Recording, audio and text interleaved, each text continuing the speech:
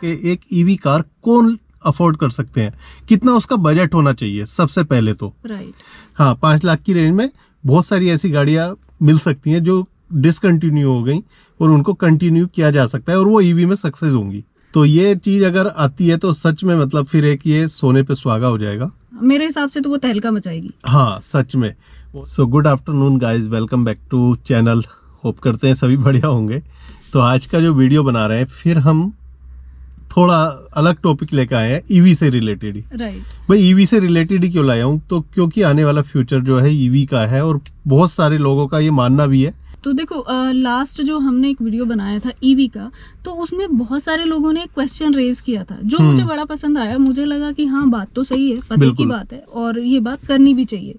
तो चलो आज इसी बारे में बात करते हैं, ईवी से रिलेटेड ही बात करते हैं। और देखो ईवी का कैसा है, मैंने पहले भी उस वीडियो में भी बोला था कि पेट्रोल, डीजल, सीएनजी ये हमारा फ्यूचर नहीं है, क्योंकि इसके जो रिसोर्सेज हैं वो लिमिटेड हैं। तो शायद सोलर एनर्जी या तो ये सब फ्यूचर है। ईवी को लेके ही मैंने बात की थी। तो चलो इसी बात को आगे बढ़ाते हैं और एक बहुत प्रैक्टिकल बात करने वाले हैं आज। प्रैक्टिकल बात यह है कि भाई सबसे ज्यादा जो इंडिया के अंदर मैं स्पेशली बात कर रहा हूँ क्योंकि हम रहते हैं इंडिया में ऑब्वियसली। हाँ। तो इंडिया में की मार्केट के हिसाब से मैं बात कर रहा हूँ कि एक ईवी कार कौन अफोर्ड कर सकते हैं, कितना उसका बजट होना चाहिए सबसे पहले तो। राइट। तो मैं समझता हूँ अपने इंडिया के अंदर मिडिल क्लास फैमिली सबसे ज्यादा है। Of course lower middle class. हाँ, लोअर मिडिल क्लास, उसी में हम सब आते हैं। मतलब ज्यादातर देखो हम तो उसी में आते हैं। और जिनकी एक रेंज होती है नई कार खरीदने की, उनकी जो एक रेंज होती है वो होती है लगभग 5 लाख के आसपास, आप मान के चल लो। हाँ, एक रफ एस्टिमेट। हाँ, मतलब 4 से 5 लाख वो आराम से खर्च कर सकते हैं गाड़ी पे। हाँ। ये पहले मतलब और भी कम होती थी, लेकिन उस रेंज में क्या हमें ईवी गाड़ी मिल रही है या नहीं मिल रही, और नहीं मिल रही तो क्यों नहीं मिल रही है। हाँ। तो आज हम उस पे बात कर रहे हैं। और मिलनी चाहिए तो मिल सकती है 5 लाख की रेंज में, मिल तो सकती है। हाँ, 5 लाख की रेंज में बहुत सारी ऐसी गाड़ियां मिल सकती हैं जो डिसकंटिन्यू हो गई और उनको कंटिन्यू किया जा सकता है और वो ईवी में सक्सेस होंगी। Of course.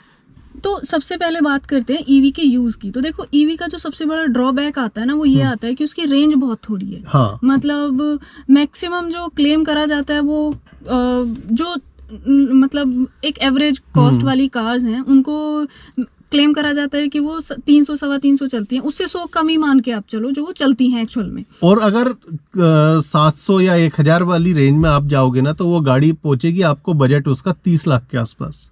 तो क्या इतना 30 लाख खर्च करना एक मिडिल क्लास फैमिली के लिए पॉसिबल है? ये खुद आप सोचो और सोच के फिर आप बताना, क्योंकि ये प्रैक्टिकल चीज है कि 30 लाख एक middle class, lower middle class family तो खर्च नहीं कर पाएगी। खर्च सकती। ठीक है, 15 भी मुझे तो बहुत ज्यादा लगता है, जिसमें क्या नेक्सन आ रही है ऑलरेडी।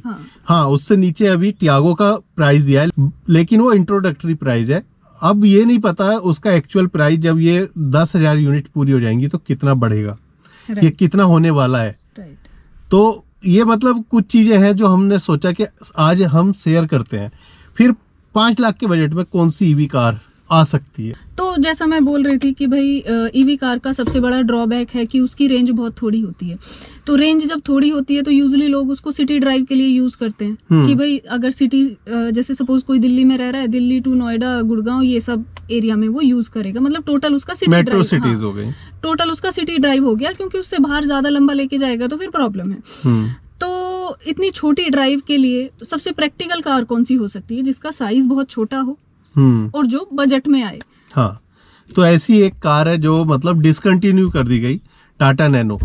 पेट्रोल में आती थी वो और सीएनजी में भी आती थी, और जब वो बंद हुई थी उस टाइम उसका प्राइस अप्रोक्सीमेटली जो है 2.5 से 3 लाख के आसपास था। हाँ। अब उसको अगर हम डबल भी कर देते हैं ठीक है ईवी में, तो 5 लाख के आसपास वो आराम से आ सकती है। इवन तो 5 से कम में भी आ सकती है, उम्मीद कर सकते हैं। हाँ, अगर टियागो 8.5 लाख से स्टार्ट कर सकते हैं उसका इंट्रोडक्टरी प्राइस, तो उसका भी 4 लाख के आसपास या 5 लाख के आसपास प्राइस हो सकता है।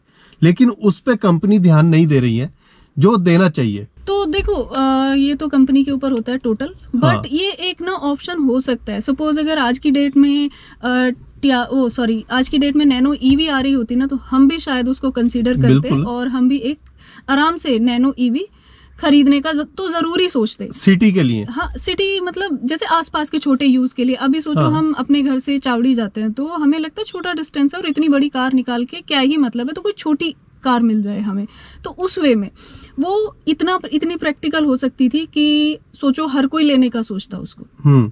छोटी फैमिली वाला बंदा स्पेशली। Of course. और जैसे कि अभी अगर हमने नेक्सन का प्राइस देखते हैं तो एकदम ऑलमोस्ट डबल प्राइस हो जाता है जो उसके बेस वेरिएंट है उसका। हाँ. जो नेक्सन का है। लेकिन अगर हम नैनो का डबल कर देते हैं तो सीधा 5 लाख में आराम से वो बजट में आ सकती है, जो एक मिडिल क्लास फैमिली का मतलब बंदा आराम से ले सकता है, EMI वगैरह बनवा के आराम से खरीद सकता है। Right. और बहुत ज्यादा उसके ऊपर बर्डन भी नहीं पड़ेगा कि भाई नई कार लेके वो दब गया लोन के अंदर। हाँ, मतलब बहुत ही प्रैक्टिकल चीज रहेगी अगर कंपनी इस बारे में सोचती है तो। हाँ, टाटा मोटर्स को मेरे हिसाब से यहाँ पे सोचना चाहिए। उन्होंने टियागो बना दी, अच्छे प्राइस में दे रहे हैं टियागो को, नो डाउट, बहुत ज्यादा प्राइस नहीं है ईवी में उसका, लेकिन उसको और नीचे भी सोचना चाहिए नैनो के बारे में। Right. क्योंकि नेक्सन से उन्होंने स्टार्टिंग की थी और नेक्सन के बाद फिर टिगोर उनकी आई, टिगोर भी अच्छी चली, नेक्सन तो उनकी खैर चली रही है बढ़िया। हाँ. लेकिन उस प्राइस को और थोड़ा सा अफोर्डेबल करने की जरूरत है, प्लस जो इंफ्रास्ट्रक्चर है, जो चार्जिंग पॉइंट्स हैं, वो सब चीजें भी और डेवलप करने की जरूरत है। लेकिन सिटी ड्राइव अगर हम करते हैं तो सिटी ड्राइव में हमें मतलब बहुत ज्यादा दिक्कत नहीं आती है।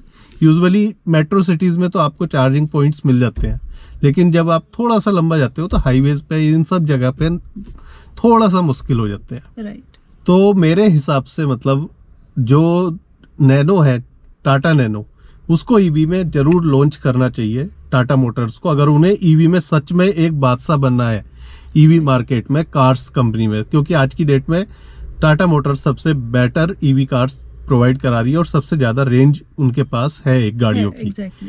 लेकिन प्राइस जो है उन गाड़ियों के वो थोड़े से अप है, मतलब अफोर्डेबल नहीं है उतने। हाँ. तो कहीं ना कहीं वो चीज टाटा मोटर्स को सोचनी चाहिए, और आप भी बताना सोच के कि क्या ये चीज होनी चाहिए और कितना प्रैक्टिकल है और आपको आइडिया कैसा लगा। हाँ, तो ये चीज अगर आती है तो सच में मतलब फिर एक ये सोने पे सुहागा हो जाएगा मेरे हिसाब से, तो वो तहलका मचाएगी। हाँ, सच में। और स्पेशली जब टाटा नैनो पेट्रोल में भी आई थी तो बहुत अफोर्डेबल प्राइस में मिली थी, तो मुझे लगता है कि ईवी में भी एक वो अफोर्डेबल प्राइस में आ सकती है। राइट. और छोटी गाड़ी है, इजीली मूव कर सकते हो आप, ट्रैफिक जाम वगैरह उन सब चीजों में बहुत इजीली वो निकल सकती है। बहुत प्रैक्टिकल है वो। हाँ.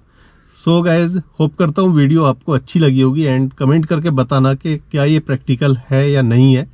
बाकी मिलते हैं फिर नेक्स्ट वीडियो में। Till then take care, bye bye.